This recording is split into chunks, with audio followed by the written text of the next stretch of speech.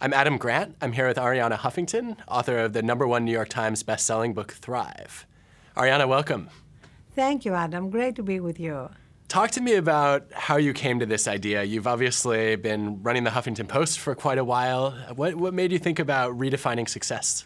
Well, it was actually a rude awakening, a personal wake-up call 7 years ago when I collapsed from exhaustion, burnout, sleep deprivation, and broke my cheekbone on the way down, got 4 stitches on my right eye, and it started me on this journey of asking myself the big questions that we stop asking ourselves when we leave college, like what is a good life, what is success, and I realized, especially when I looked around at colleagues and friends and the world at large, that we had shrunk the definition of success down to 2 metrics, money and power, and that we'd left out what I now call the 3rd metric, which includes our well-being, our wisdom, our capacity to wonder and bring joy into our lives, and our capacity to give. And without these 4 pillars, life is really reduced to our to-do list, and we continue to neglect our own selves and our own health and well-being. How has writing the book and thinking more about well-being, wisdom, wonder, giving affected your own life? You know, it's been really an incredible gift because I feel that, you know how they say you teach what you need to learn? I feel that because I've kind of delved into these ideas, into the science behind the importance of sleep and slowing down and how these things are connected with our creativity and productivity, because I've delved into all the details, I have kind of begun to incorporate them in my life much more than I would have done otherwise. And as I'm on book tour and I keep speaking about them, I feel that I'm also reminding myself every day. So I'm very blessed that this book, which I was not intending to write, you know, Adam, you and I share a fabulous literary agent, Richard Pine, and I had told Richard that I will never write another book. This is my 14th book. It's the surprise baby I never thought I was going to have, but it has been very different, and it has been very strengthening of my own commitment to live my life differently. What are the biggest changes that you've made to your daily habits and practices? So, the biggest first change that I made was sleep. And at the end of each section of the book, I have 3 little baby steps that I recommend, and they mirror very much the baby steps that I took. The first one was I began getting 30 minutes more sleep a night than I was getting before, until gradually I got from 4 to 5 hours, which is what I was getting before I collapsed, to 7 to 8 hours, which is what I'm getting now. And the result has been transformational, and all the science now demonstrates unequivocally that when we actually get enough sleep, everything is better. Our health is better, our mental capacity and clarity are better, our joy at life, and our ability to live life without reacting at every bad thing that happens. And in everybody's life, there are things that happen every day that we wish had not happened. So how we react to them very much determines the quality of our life. Then I used to meditate on and off ever since I was 13 years old, but I actually introduced a daily practice, which started by being 5 minutes and is now at least half an hour. But I got to half an hour again, gradually, by experiencing the rewards of those 5 minutes. And in the book, I've included, you know, meditation steps that people can take, as well as, believe it or not, apps that they can use to help them get started. Then some form of movement, yoga, exercise, even when I'm traveling, you know, in my hotel room, just 10 minutes. The importance of that, the importance of not getting stuck, especially those of us who have jobs that you could spend your whole life doing from your desk.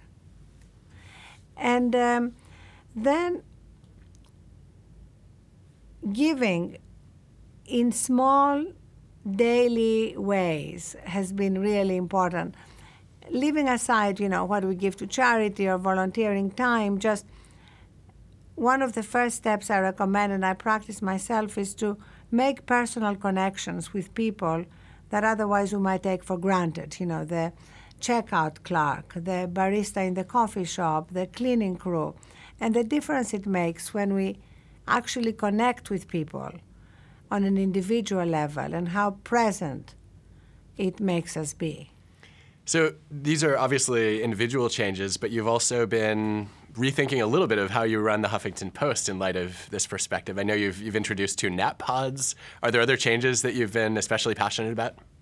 Yes, we introduced 2 nap rooms, meditation classes, yoga classes, breathing classes, healthy free snacks. But one of the recent changes we made that has been very significant has been making it clear that no employee is expected to be on work email after hours. So that when they're off, they're off. I mean, we're a 24/7 media operation, so there are always people on, but not the same people. And people just tell us every day what a difference it's made, how they can really undistracted be with themselves, their families, their loved ones, and return to work recharged. Because, we don't pay people for their stamina. We pay them for their judgment. And increasingly, for their ideas, their creativity. This is what's the lightning in the bottle. Well, so you mentioned judgment, which is a big part of your pillar of wisdom. What are some of the steps that you're recommending to become wiser? So, first of all, starting with the recognition that we all have wisdom in us, that it's not something that we have to get from books or cram into us. It's already there. Every religion, every philosopher, talks about that in different language. It's basically the kingdom of God is within. Archimedes said, give me a place to stand and I can move the world. So when we tap into that center of wisdom, strength, peace, that's where our capacity for wise decisions, for tapping into our intuition comes from. And it's like a muscle. The more we visit that part of ourselves, the more we exercise that muscle, and the more likely we are to be able to tap into it again and again with ease. That's one of the things I enjoyed most in reading the book was your personal narrative as really, I guess, on a journey to try to figure out how you can take these ideas seriously and implement them. And I know that your family played a very big role in that. What effect did your mother have on your thinking about Thrive? Well, my mother had the biggest impact because she naturally lived a third metric life. She naturally sort of thrived. Long before I had incorporated these ideas in my life. She constantly would tell my sister Agapi and me, don't miss the moment. She was very clear that that's how you really were fully alive. And that's why she abhorred multitasking long before modern science has confirmed that multitasking does not really exist. It's really task switching, and it's the most stressful thing we can do. And she would have loved you, Adam, because she was a natural giver. And I remember once when a lady admired a little necklace she was wearing, and my mother said, here, take it. And the lady, surprised, said, what can I give you in return? And my mother said, it's not a trade, darling, it's an offering. And she also could not have an impersonal relationship with anyone. She really connected with people. And if the FedEx man would come to deliver a packet, my mother would say, oh, come sit down, I just baked something.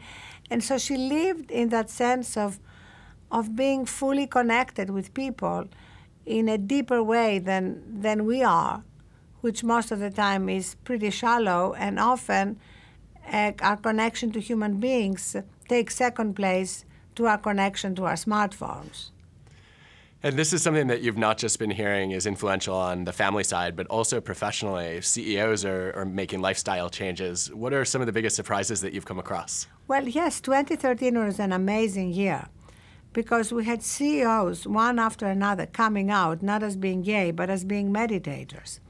Ray Dalio, the CEO of Bridgewater, Mark Benioff, the CEO of Salesforce, Mark Bertolini, the CEO of Aetna, et cetera, et cetera. So suddenly, what was regarded as kind of new agey, flaky Californian has gone mainstream.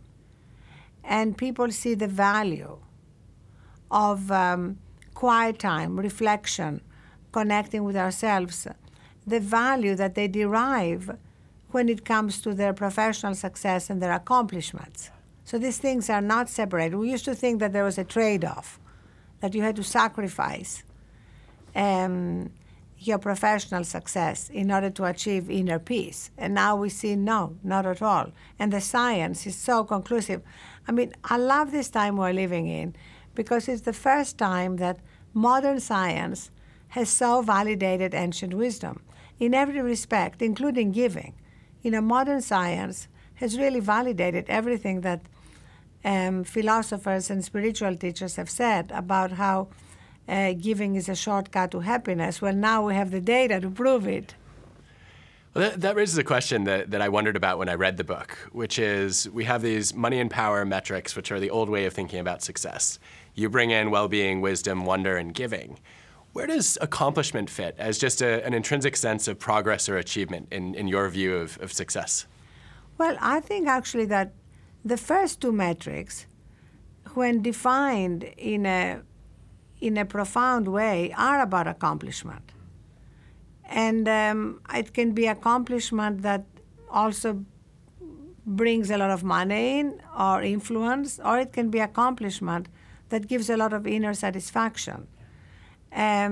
So the book is not against money and influence and whatever power really means in the modern world. It's against shrinking ourselves to defining our lives and our purpose in terms of these two metrics. It's a question of what is in the foreground and what is in the background of our lives. And often when people step off a career ladder because they were going to burn out or they had already burned out, they don't give up accomplishment. I quote actually a Wharton graduate who burned out after she had her first baby on her corporate job and left, but went on to found a kindergarten, co-found a synagogue, create a mom site. So in the same way, if you go to Etsy.com, there are a lot of people who've taken what they love, their crafts, their hobbies, and turned them into a living. So we need to sort of think accomplishment in a wider sense than just beginning our career here and climbing up the ladder until we get to the corner office or SVP position or whatever it is that we determine is the ultimate. Well, one note to close on, I think at the very top of that ladder, one of my favorite parts of the book was when you talk about eulogies and what's not in them. Enlighten us. Yes, because I write a lot about death in the book, not in a morbid way, but because it's hard to really prioritize what you spend time on and what your life is about if you forget that we die. And I quote the Onion headline that death rate holds steady at 100%. So I write how I was at a friend's memorial and listening to the eulogy while writing the book, it dawned on me that our eulogies have really nothing to do with our LinkedIn profiles. And that, in fact, our eulogies are about all the other things. You never hear in a eulogy, George was amazing, he increased market share by 1/3, or he made SVP at 35. It's all about how we made people feel, small kindnesses, lifelong passions, what made us laugh. It's all the things that when we get really, really busy with our goals we squeeze out of life. You know what they call the exhaustion funnel? When little by little, all the things that nurture us, that feed our soul, are eliminated because we are so driven to achieve whatever that goal is. And of course, as soon as we reach it, it will not be significant until we reach the next goal. And so it becomes this endless postponement of being fully present and fully alive. Thank you. Thank you so much.